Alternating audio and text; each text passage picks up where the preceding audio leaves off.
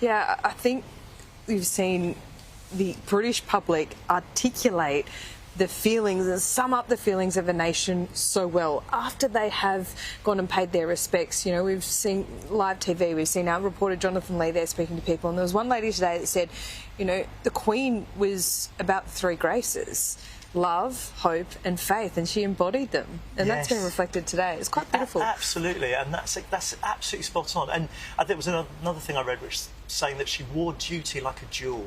Yeah, you know, beautiful. which is absolutely amazing. No, I think the people have really been extraordinary today, and also, you know, the fact of queuing for 30 hours. Well, happening now, yeah. Well, which is just... It's not quite 30 hours at the moment, but it's up there. Yeah. It's approaching 10. Yeah.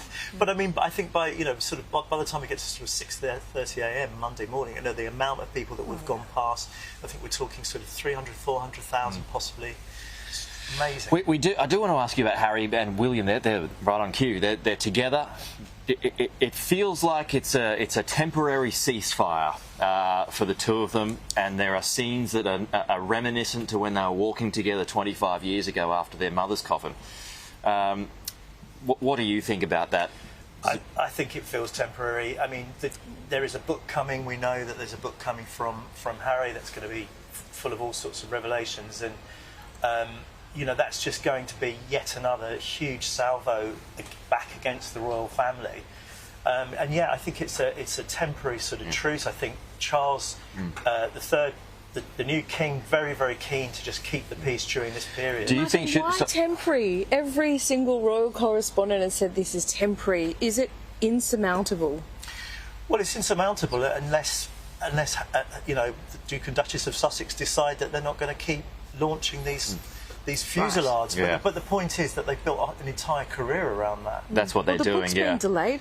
Well, for a little while. A little bit. Don't be naive and optimistic for a moment. Do you think they should have just allowed him to wear his ceremonial uniform?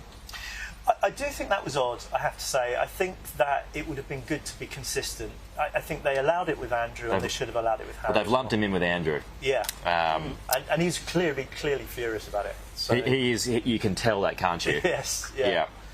I'm with him. I don't blame him, actually. Yeah, I just think you need consistency at times like this. I mean, I think if you have a rule, you just apply it. Either neither of them wear it, or they both wear it. Yeah, I mean, yeah. And they did that at Prince Philip's. Yeah, well, it just feels it needed to be that way. It just feels a bit like he's been singled out in some ways. Yeah, I mean, like Russell was saying a little bit earlier too. I mean, he earned it.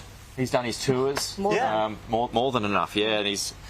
Whatever you think of him, and everyone has strong views of Harry and Meghan, but I think he could have worn his ceremonial uniform today. That's just my take. I think that's right, and I don't think anybody has ever cast any doubt on the fact that Harry did his service. He did it honestly. He did it well, and for a very long time, and he was a committed, military person. So. Other than that, though, I thought the procession was stunning. Flawless. Yes, I thought it was brilliant. It was really beautiful. Really Martin, beautiful. thank you. We'll talk to you soon. Thank you for having us here, by the way. Exactly. Yeah. You're very welcome. Thank you.